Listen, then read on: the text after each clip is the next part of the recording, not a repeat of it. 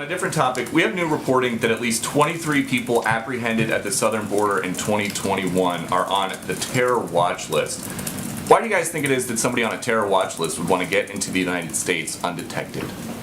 Well, I can't make an assessment of that, but what I can tell you is that your data you're citing here means the Border Patrol was doing their job. I mean, they 62 apprehended people at the border. 2,000 illegal immigrants a day got away last month. Are you saying that you can say with certainty none of them are on a terror watch list? Here's what we're talking about: encounters we know and of a suspected terrorists attempting to cross the southern border. They're very uncommon.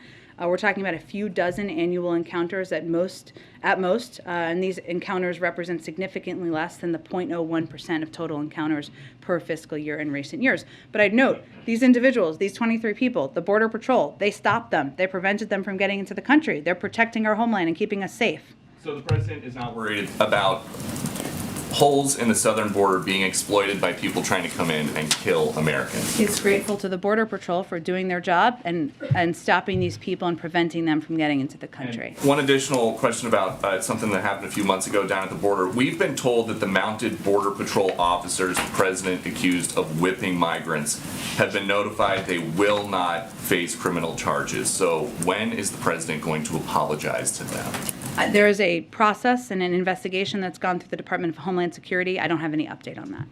The president said that they were whipping people, which would be a criminal offense, and they've been told they're not going to be criminally charged. And there was an investigation into that, and I'll let the Department of Homeland Security announce any conclusion of that investigation. You accuse these officers of brutal and inappropriate measures. Now that they've been told they will not be criminally charged, will you apologize? And Peter, there was an investigation into their behavior, so that investigation is playing out. Whenever it's going to be announced, the Department of Homeland Security will announce that, and I'm sure we'll have a comment on it after that. Go ahead.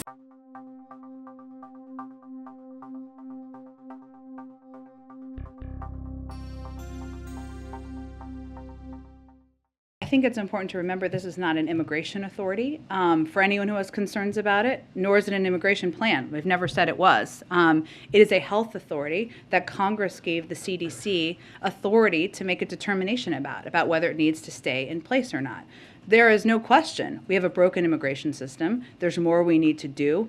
We've been saying that from the first day the president took office. And anyone who wants to work on that, Democrats, Republicans, anyone, how we can put smarter security in place, how we can have an asylum processing system that works, we would love to do that. But what is happening right now is they're essentially holding hostage funding for COVID, which means people who are uninsured are not going to be able to get access to treatments, to vaccines. We're not going to be able to get the fourth booster shot to everybody. We're not going to be able to get the treatments for immunocompromised. So that's where we're at, and that's why it's important to move that funding forward. And yes, our system is broken. Let's address it. But this is a health authority, not an immigration authority.